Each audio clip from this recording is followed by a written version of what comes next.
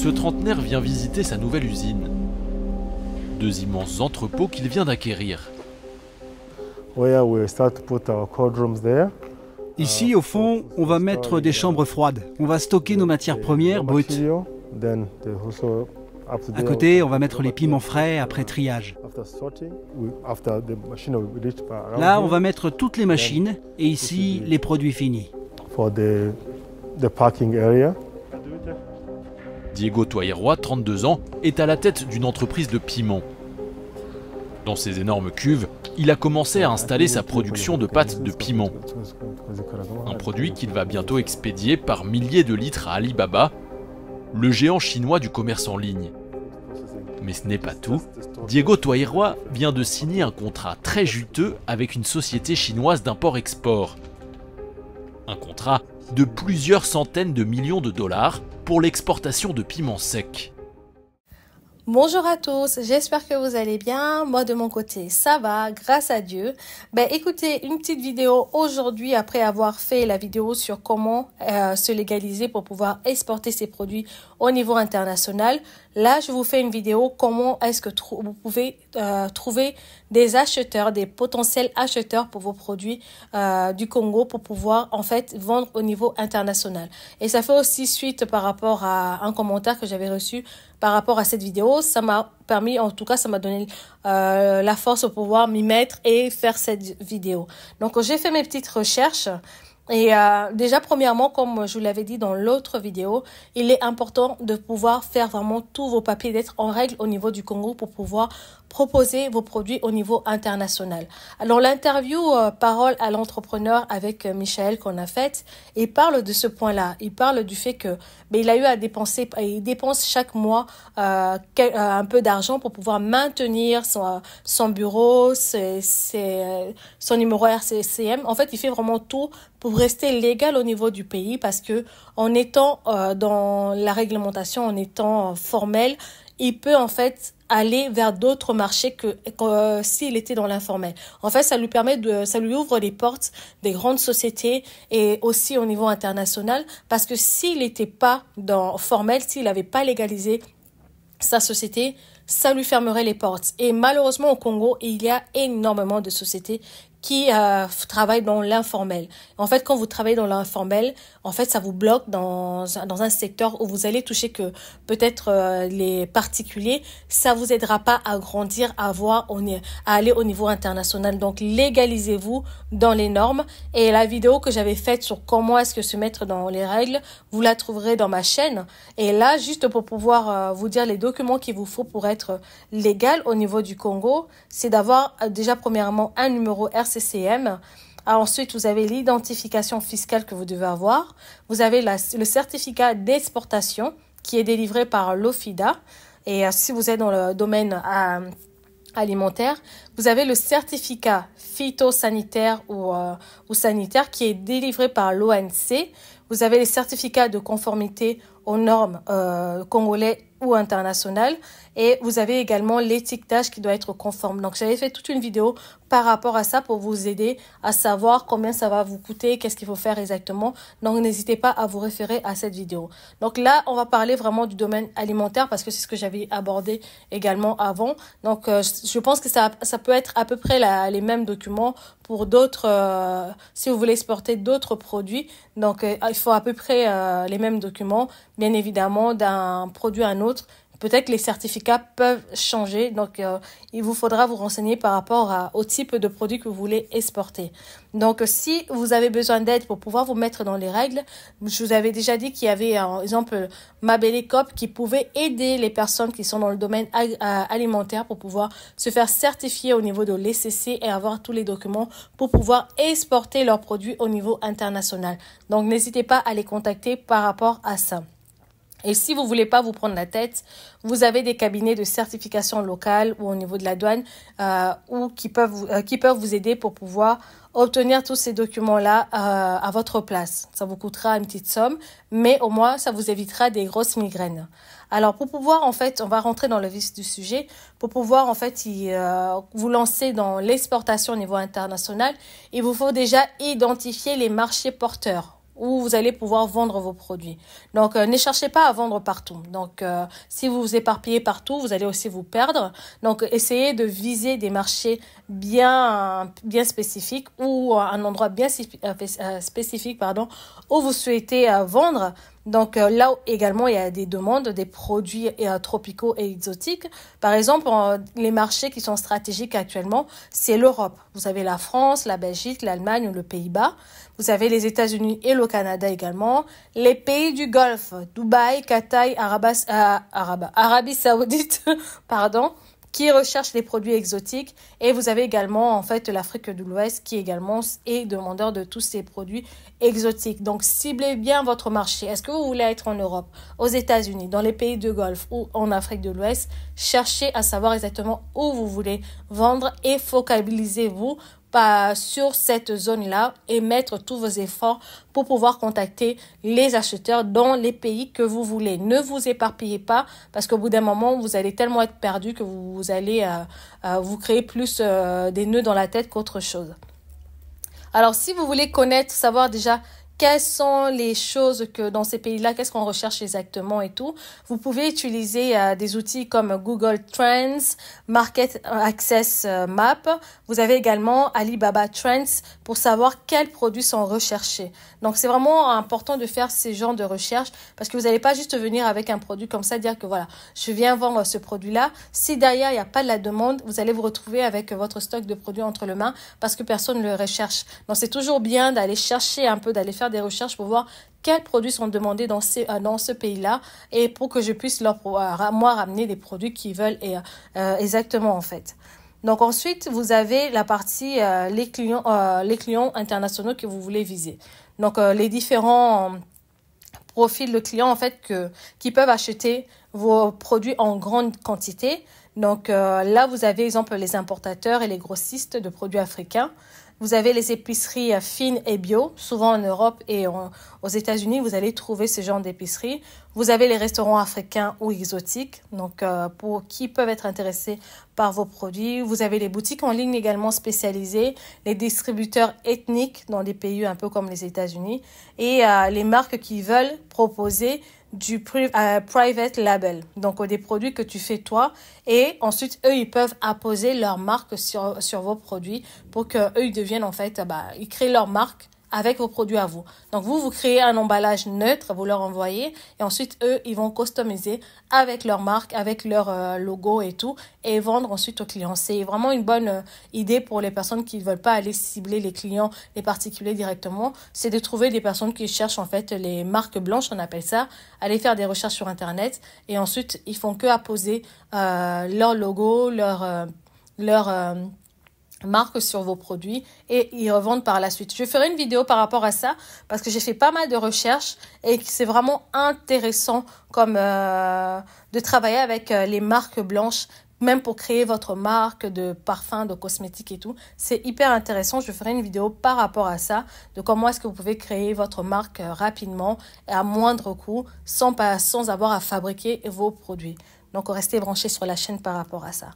Alors, si on rentre dans le vif du sujet, c'est où trouver vos clients. Alors, il y a une des plateformes que beaucoup de gens utilisent souvent pour acheter, mais ils ne pensent pas à vendre sur cette plateforme. C'est tout simplement Alibaba. Alibaba, on crée beaucoup de comptes acheteurs pour acheter nos produits, pour faire venir au niveau de l'Afrique et tout. Mais personne ne pense vraiment à vendre ces produits Alibaba. Et sachez que Alibaba achète des produits des personnes qui sont en Afrique ou dans le monde entier. Vous pouvez proposer vos produits sur cette plateforme-là pour devenir en fait fournisseur, que ce soit pour des particuliers ou pour d'autres grossistes. Donc, n'hésitez pas à aller sur Alibaba. Il vous faut juste faire une demande. Vous allez sur l'onglet « Comment devenir vendeur sur Alibaba ». Vous allez être contacté par la plateforme Alibaba qui vont vous demander différents documents et tout, et vous demander sur quelle niche de produits vous voulez vous positionner, et par la suite proposer vos produits. Donc, quand vous faites ça, ayez surtout ça, il faut que vous sachiez avant comment est-ce que moi, je vais faire pour pouvoir envoyer mes produits à l'étranger. Ça, c'est une grosse partie. Donc, ça peut vraiment faire, si vous avez des bons transitaires qui peuvent envoyer vos produits rapidement, vous pouvez très bien faire décoller votre affaire rapidement. Mais si vous avez des problèmes au niveau de vos transitaires, que vous avez tout le temps du retard au niveau de la marchandise et tout, ça peut vraiment ralentir votre travail et nuire à votre image. Donc, avant de vous lancer à trouver les clients et tout, mettez vraiment en place toute une démarche pour savoir avec qui vous allez travailler, comment vous allez travailler, négocier les tarifs d'envoi de vos produits partout et surtout, voilà, mettez la pression à votre transitaire pour que les produits arrivent en temps et en heure parce que les gens qui commandent leurs produits sur Alibaba ou AliExpress et tout, ils attendent des envois qui puissent être rapides. Ou bien même si ça met du temps, mais au moins ils veulent leurs produits derrière et vous devez vous les rassurer par rapport à ça. Sinon, vous allez vous prendre de sales notes et vous allez juste perdre en fait votre image de marque et vous allez tout recommencer à zéro en créant un autre compte. Donc, c'est pas intéressant si vous n'avez pas des bons transitaires. Donc, Alibaba, c'est pas seulement pour acheter, mais c'est également pour vendre. Donc, n'hésitez pas à aller créer votre compte client sur cette plateforme qui vous ouvre vraiment les portes au monde extérieur en fait. Après, vous avez Africa Trade. Pareil, c'est un marché numérique où vous pouvez aller créer votre compte pour pouvoir proposer vos ventes. Et vous avez également Go4 World Business. Donc, Go4, c'est GO4 World Businesses. Où c'est comme une plateforme un peu, c'est comme Alibaba, où vous pouvez également créer votre compte vendeur pour pouvoir proposer vos produits en vente au niveau de l'international. Et une autre plateforme un peu similaire, c'est Export Hub, pour pouvoir proposer vos produits. Donc, ce sont des plateformes B2B. Donc, si vous travaillez, là, c'est des plateformes B2B. Donc, vous travaillez de fournisseur en fournisseur. Vous êtes un fournisseur, vous allez produire pour d'autres fournisseurs. Exemple, ceux qui ont besoin de piment, d'huile de palme ou autre et tout, vous voulez leur fournir.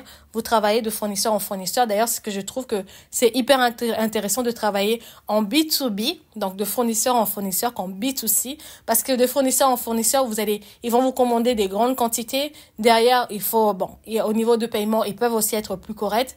Quand de B2C, donc du fournisseur au client, des fois, ça peut être un peu compliqué, c'est des petites quantités et les clients peuvent vouloir négocier et tout. Donc voilà, il faut juste savoir est-ce que vous voulez travailler avec d'autres fournisseurs ou avec des clients. Si vous voulez travailler avec des clients, allez plutôt sur AliExpress et là, vous allez travailler de fournisseur, vous en tant que fournisseur et proposer vos produits à des clients, à des particuliers. Alors, par la suite, mis à part ces plateformes B2B, vous avez le réseau professionnel. Et un des réseaux professionnels maintenant qui est à la mode, c'est LinkedIn. LinkedIn. Donc, j'ai fait l'exercice. Vous allez sur LinkedIn, vous tapez importateur de produits africains ou African Food Buyer. Vous allez tomber sur des profils des personnes qui sont souvent des acheteurs pour les sociétés.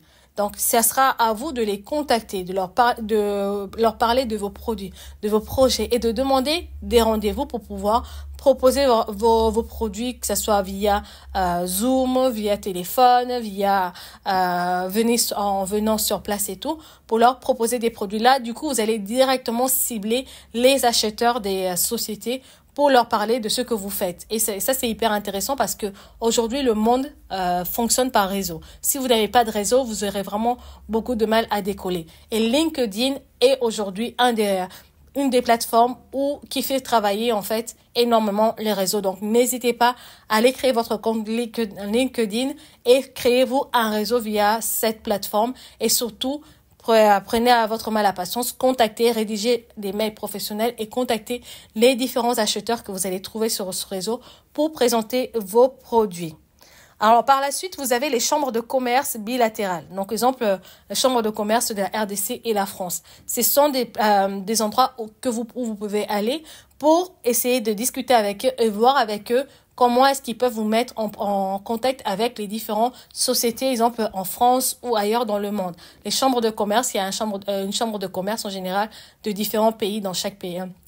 Dans les pays où vous êtes, allez les voir, allez leur parler de vos projets, de votre projet, de vos produits et ensuite qu'ils puissent peut-être vous mettre en contact ou vous donner une liste d'entreprises en France et ou dans le pays que vous voulez pour que vous puissiez rentrer en contact avec eux et leur présenter vos produits. Et une autre façon de faire, moi que j'aime bien, c'est les foires internationales. Les foires internationales. À Paris, exemple, vous avez la foire internationale de Paris, où quand vous allez trouver en fait les différents fournisseurs qui viennent présenter leurs produits. Et ce qui est intéressant là, c'est que vous allez avoir pas mal d'acheteurs qui vont venir faire un tour pour découvrir les nouvelles choses, tendances qui viennent d'arriver, les nouveaux produits et tout. Là, ce qui est bien, c'est quand vous prenez une place, ça va demander un coup parce qu'il faut faire un stand. Lorsque vous prenez une place dans ces foires, là, vous allez être en contact directement avec vos futurs acheteurs. Donc là, ça sera le moment pour vous de convaincre l'acheteur sur votre produit, de le faire goûter, de le montrer le packaging. Là, vous allez vraiment tout donner pour le convaincre sur place. Et derrière, il y a quoi? C'est l'échange des cartes et tout. Vous pouvez vous contacter pour voir comment est-ce que vous pouvez travailler. L'effort, c'est vraiment un truc qui est hyper important parce que vous soyez dans le monde de la mode ou bien si vous êtes dans la décoration et tout, il y a différents foires. Depuis que je suis à Paris, là, je vois qu'à Paris, ça bouge beaucoup. Vous allez avoir différents foires sur différentes thématiques, bien-être et tout, où les gens vont venir ils vont venir faire l'effort d'être présents. Pourquoi? Parce que tout simplement, ils savent que il va y avoir pas mal d'acheteurs qui vont être délégués par leur société pour venir découvrir les nouvelles tendances qu'ils pourront mettre par la suite dans leur boutique. Donc, n'hésitez pas à aller dans ces différents foires. À Paris, vous avez la SIAL, vous avez la foire de Paris, en Allemagne vous avez la Nougat, vous avez l'Africa Food Show à Dubaï qui est hyper grand. Bon, la dernière fois j'avais mis une vidéo de mon frère qui est à Dubaï, qui est allé faire un tour dans ce salon, et là vous allez avoir le monde entier qui va circuler dans ces différents foires pour trouver leur perle rare, un produit phare, les produits clés et tout. Donc vraiment prenez vos places, allez sur place et allez montrer vos produits. Et si vous n'êtes pas en France et tout, essayez peut-être de déléguer des gens qui peuvent aller présenter vos produits à votre place, en prenant place au salon et tout, et aller présenter vos produits, des personnes qui pourront vraiment bien vendre vos produits au niveau de la France pour qu'ensuite vous puissiez faire des partenariats avec les acheteurs qui seront sur place. Et ensuite, qu'est-ce que je peux rajouter d'autre? Vous avez après les bases de données et les annuaires. Donc, page jaune, Internet et tout. Allez chercher les contacts de sociétés sur Internet, sur les pages jaunes. Avec Internet, vous avez vraiment le monde qui est ouvert à vous. Voilà, vous avez comme des pages comme Compass, vous avez Yellow Page jaune en français, Global Trade et tout. Allez faire des recherches, trouvez les numéros, les mails des personnes et tout. Faites vraiment une belle présentation de votre société en rédigeant un mail comme il faut, un mail professionnel simple avec des images de vos produits et tout. Demandez à être reçu par les sociétés ou à avoir des visioconférences et tout, à pouvoir envoyer vos échantillons pour que les sociétés puissent les voir, puissent les goûter et voir si ça peut leur plaire. Et c'est comme ça que vous allez vous ouvrir les portes. Donc, dans les mails, vous joignez les pièces jointes et voilà, vous présentez votre société également. D'où l'importance d'être légal au niveau du pays avec votre numéro RCCM, les certifications que vous avez, les délais de livraison que vous pouvez leur promettre si ils travaillent avec vous, comme au bout de combien de temps vous pouvez leur livrer les produits. Donc, les modalités de paiement, donc lettre de crédit, Western Union, ouvrez des comptes par rapport à tout ça et un IBAN, votre IBAN et tout, un compte en banque en bonne et due forme pour qu'ils puissent vous régler facilement les commandes qui passeront auprès de vous. Et là, avec tout ça, vous allez montrer aussi votre professionnalisme. Donc, les gens sont plus aptes à travailler avec quelqu'un qui est professionnel, qui montre une image professionnelle par sa façon d'écrire, de présenter les différents documents, que quelqu'un qui va juste venir comme ça. Moi, j'ai des produits que je vais vendre et tout. Et derrière, il n'a rien à montrer ou il y a pas une présentation professionnelle. Et ensuite, du coup, vous allez avoir la partie logistique dont j'ai déjà parlé avant. Et tout ça, ça se prépare en amont avant d'aller chercher les futurs clients. Donc, après, soyez réactifs. Une fois que vous avez tapé à toutes ces portes-là, soyez réactifs. Soyez sur votre téléphone, répondez aux mails régulièrement. Je sais au Congo, on n'est pas très mail, mais si vous voulez travailler au niveau international, ayez un mail professionnel, regardez vos mails au quotidien, répondez aux mails, parce qu'au niveau de l'Occident, les gens passent souvent par email. On fait les commandes par email ou par téléphone, mais souvent il faut qu'il y ait une trace écrite parce que les paroles s'envolent, mais les écrits restent. Répondez aux emails, soyez professionnels, demandez les avis des clients sur sur vos produits, rentrez en contact avec eux pour que sur LinkedIn pour qu'ils puissent mettre des avis et travailler sur votre branding, le packaging, le logo, la storytelling, sur le Made in Congo. Il faut vraiment travailler sur tout ça avant d'aller taper sur l'international.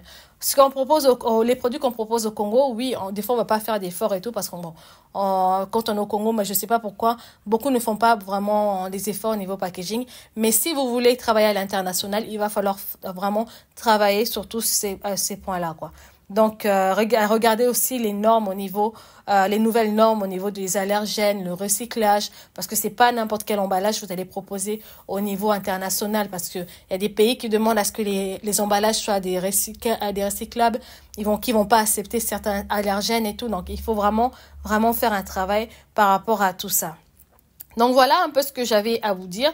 Donc s'il y a d'autres personnes qui s'y connaissent, qui savent comment on peut faire, bon, il y a aussi la partie internet et tout. Donc vous pouvez aussi promouvoir votre marque et tout. Donc si vous avez regardé cette vidéo, que vous connaissez d'autres moyens pour pouvoir se vendre au niveau international, n'hésitez pas à partager avec nous. Mais voilà, donc mais sachez que l'international n'est pas réservé qu'aux grandes entreprises. Avec un bon produit, une bonne préparation et des bons contacts, vous pouvez vous aussi exporter depuis la RDC et vivre de votre savoir-faire. Donc le monde est vraiment ouvert à des produits vrais, naturels, exotiques et on a tout ça chez nous. Donc c'est à nous maintenant de mettre tout ça en valeur et d'aller faire découvrir tout ça au reste du monde qui ne connaît pas. On connaît pas vraiment beaucoup du Made in Congo dans des belles choses et tout. Donc allez-y et voilà, travaillez dur pour pouvoir atteindre votre objectif. En tout cas, c'est ce que je vous souhaite. Donc voilà un peu pour ce que j'avais à dire par rapport à ça. Donc, n'hésitez pas à laisser vos commentaires. Et voilà, pour ceux qui viennent nous rejoindre sur la chaîne, je vous souhaite la bienvenue. Pour les anciens, merci de continuer à nous suivre. Et voilà, je vous dis à bientôt pour une nouvelle vidéo. Et portez-vous bien, prenez soin de vos familles et de vous-même. N'oubliez pas de liker et de partager. Au revoir.